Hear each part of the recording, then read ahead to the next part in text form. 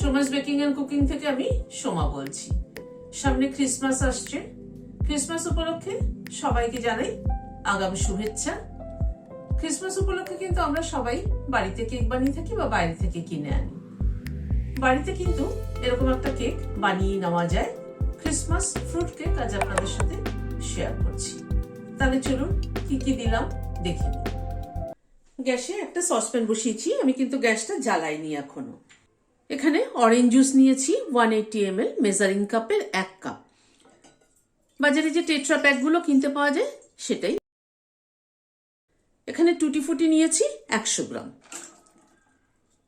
দিয়ে দিলাম। কিশমিশ নিয়েছি 50 গ্রাম। ক্যানবেরি নিয়েছি 25 গ্রাম। কাজু নিয়েছি 25 গ্রাম। সবগুলোকে একটু ডুবিয়ে দিচ্ছি। এবার গ্যাসটা অন করে দিলাম। এই ড্রাই ফ্রুটসগুলোকে অরেঞ্জ জুসের মধ্যে ফুটিয়ে নিচ্ছি। ড্রাই ফ্রুটসগুলোকে যাতে অরেঞ্জ জুসটা সোক করে নেয়। মিনিট 5 মতো ফুটিয়ে নিলাম। অরেঞ্জ জুসটা কিন্তু সোক হয়ে গেছে অনেকটাই। এবার গ্যাসটাকে বন্ধ করে দিচ্ছি, দিয়ে এটাকে কমপ্লিট ঠান্ডা হতে দেব। আজকে আমার কাছে যা ফ্রুটস অ্যাভেলেবেল ছিল আমি সেটাই দিয়েছি। আপনাদের কাছে যা থাকবে সেটা দিয়ে করবেন। আর এই অরেঞ্জ জুসে কিন্তু সোক করে রাখলেও হয়। হাতে সময় না থাকলে তখন এই প্রসিডিওরে এইভাবে অরেঞ্জ জুসের মধ্যে ফুটিয়ে নিতে হয়। তা না হয়তো অরেঞ্জ জুসের মধ্যে ড্রাই ফ্রুটসগুলো দিয়ে ভালো করে ক্লিং র্যাপ করে ফ্রিজে 4-5 দিন 7 দিন রেখে দেওয়া যায়। বেসিক্যালি কিন্তু এই ফ্রুট কেকে, ক্রিসমাস ফ্রুট কেকে ড্রাই ফ্রুটসকে সমস্ত অ্যালকোহলে অ্যাবজর্ব করায়। সবসময় সবার হয়তো অ্যালকোহল পছন্দ না বা অনেক রেস্ট্রিকশন থাকে, সেই জন্য কিন্তু আরেকটা অপশন হলো এইভাবে অরেঞ্জ জুসের মধ্যে সোক করিয়ে নেওয়া। এটাকে কমপ্লিট ঠান্ডা হতে দেব। গ্যাসে একটা কড়াই বসিয়েছি। এখানে 4 চামচের 3 চামচ চিনি আছে। চিনিটা দিয়ে দিলাম প্রথমে। চিনিটাকে প্রথমে ক্যারামেলাইজ করে নেব।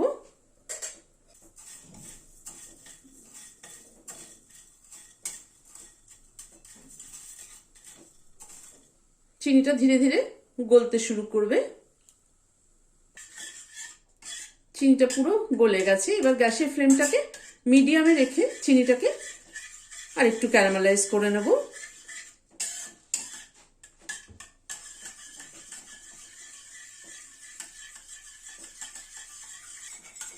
এবার গ্যাসের ফ্লেমটাকে বন্ধ করে দিলাম। এখানে যা চিনি নিয়েছি তার ডবল জল।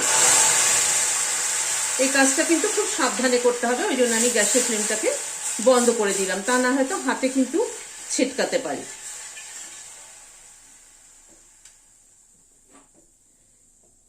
এবার আবার গ্যাসটাকে জ্বালিয়ে দিচ্ছি।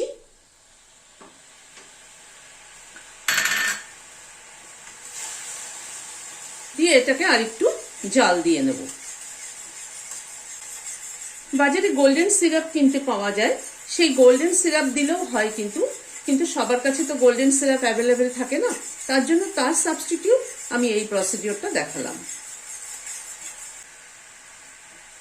মিনিট খানেক মতো জাল করে নিলাম, নিয়ে গ্যাসটা বন্ধ করে দিলাম। এবার এই সিরাপটাকে একটা বাটিতে ঢেলে নিচ্ছি। ঢেলে কমপ্লিট ঠান্ডা হওয়া অবধি অপেক্ষা করব। এখানে একটা গ্রাইন্ডিং জার নিয়েছি। এখানে টোস্ট বিস্কিট আমি 2, 3, 4 দিয়ে দিলাম। আমি এখানে ব্রিটানিয়ার টোস্ট বিস্কিট ব্যবহার করেছি, বাট আপনাদের কাছে যেটা থাকবে সেটা দিয়েই করবেন। এটাকে একটু চালিয়ে গুঁড়ো করে নিচ্ছি। এখানে একটা বাটি নিলাম। এখানে 100 গ্রাম ময়দা নিচ্ছি। প্রথমে ড্রাই ইনগ্রিডিয়েন্টস গুলো মিশিয়ে নিচ্ছি। এই মেজারিং কাপটা আমি আমার মাইক্রোওভেনের সাথে পেয়েছিলাম। আপনারা মেজারিং স্কেলে মেজার করে নেবেন। 100 গ্রাম ময়দা। কেক বানানোর সময় কিন্তু মেজার করাটা, মানে মেজারটা ঠিকঠাক হওয়াটা খুব জরুরি। তা না হয়তো পারফেক্ট কেক নামাতে হলে মেজারমেন্টটা খুব জরুরি। এখানে বিস্কুটের গুঁড়ো কিন্তু 50 গ্রাম। ওই 4টে বিস্কুট গুঁড়ো করেছি, আমার 50 গ্রাম ওজন হয়েছে বিস্কুটের গুঁড়োটা।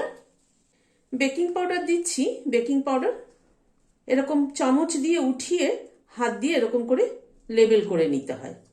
সবসময় এইভাবে মেজারটা করতে হয়। 1 চামচ বেকিং পাউডার দিলাম। এখানে হাফ চামচ জায়ফল গুঁড়ো দিলাম, আর 1/4 চামচ লবঙ্গ গুঁড়ো দিলাম। সবগুলোকে একসাথে মিশিয়ে নিচ্ছি। ভালো করে ড্রাই ইনগ্রিডিয়েন্টসগুলো মিশিয়ে নিলাম। এবার এটাকে সাইডে সরিয়ে রাখছি। এখানে একটা বলে 100 গ্রামস আনসল্টেড বাটার নিয়েছি। আমার কাছে আনসল্টেড ছিল, নিয়েছি। আনসল্টেড না নিলেও হবে, সল্টেড বাটার নিলেও হবে। এখানে ব্রাউন সুগার দিচ্ছি 85 গ্রাম, এবং বাটারটা কিন্তু রুম টেম্পারেচারে হতে হবে। ব্রাউন সুগার আর বাটারটাকে প্রথমে হুইস্ক দিয়ে ভালো করে ফেটিয়ে নেব।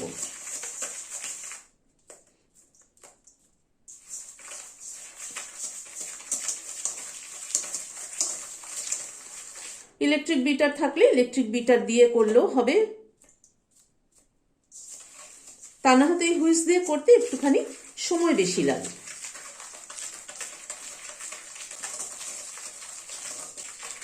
বাটারটা চিনিটা ভালো করে ফেটিয়ে নিলাম। এখানে 3টে ডিম ভেঙে নিয়েছি।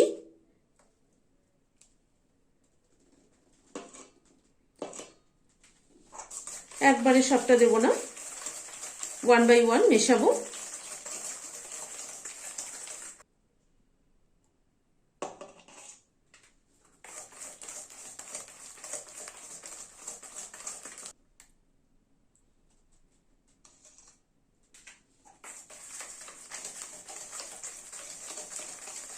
সাইডটাকে একটু কাচিয়ে নিচ্ছি।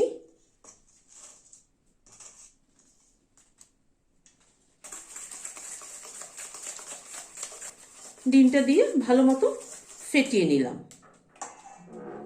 এবার যেটা চিনি জল করে রেখেছিলাম, চিনিটাকে ক্যারামেলাইজ করে সেটা দিয়ে দিলাম। 1 চামচ ভ্যানিলা এসেন্স দিচ্ছি।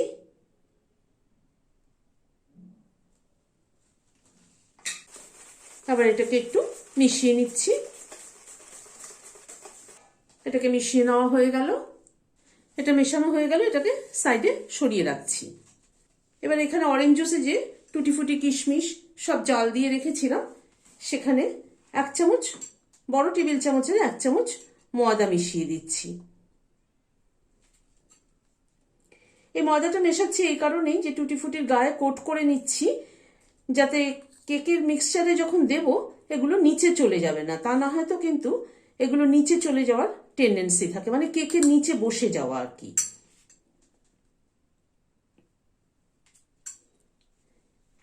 এই ময়দাটা দিয়ে নেওয়ার জন্য এটা সারা কেকের মধ্যে ছড়িয়ে থাকবে।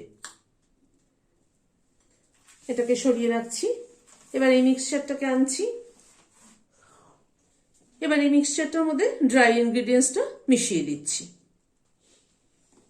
দিয়ে ফোল্ড করে দিতে হবে।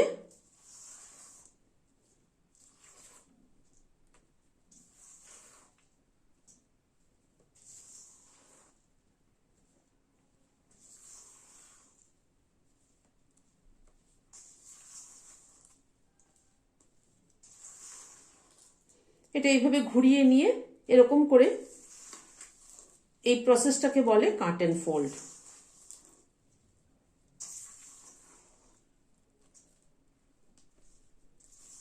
ড্রাই ইনগ্রিডিয়েন্টসটা ভালো করে মিশিয়ে নিলাম। এবার এই টুটি ফুটি কিশমিশ এগুলোকে দিয়ে দিচ্ছি। এটাকে আবারও ফোল্ড করে নিচ্ছি।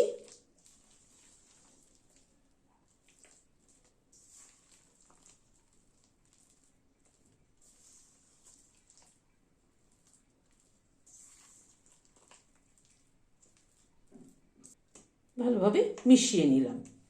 এখানে একটা 8 ইঞ্চি কেক মোল্ড নিয়েছি, তাতে আমি আগে থেকে তেল ব্রাশ করে রেখেছি। একটা বাটার পেপার কেটে নিয়েছি, বাটার পেপারটা এখানে বসিয়ে দিলাম।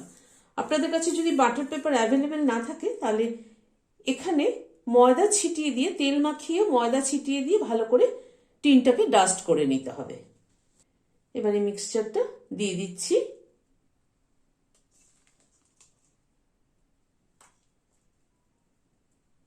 এবার ব্যাটারটাকে ট্যাপ করে বসিয়ে দিচ্ছি। ট্যাপ করে নেওয়ার পরে ওপর দিয়ে কটা কাজু দিয়ে দিচ্ছি।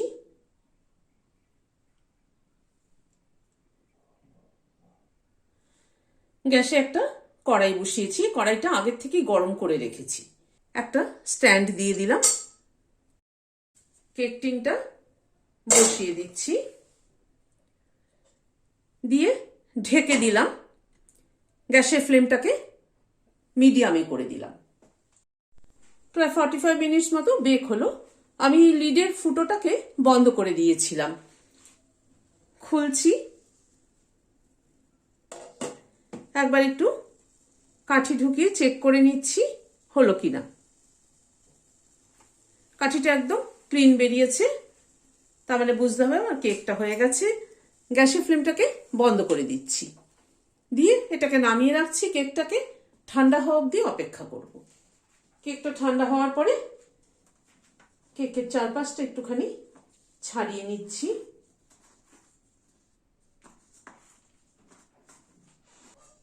একটা উপরে প্লেট দিয়ে দিলাম, দিয়ে উল্টে নিচ্ছি।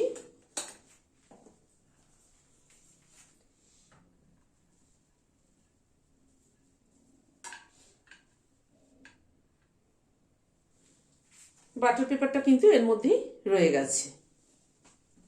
কেকটা কেটে দেখিয়ে দিচ্ছি।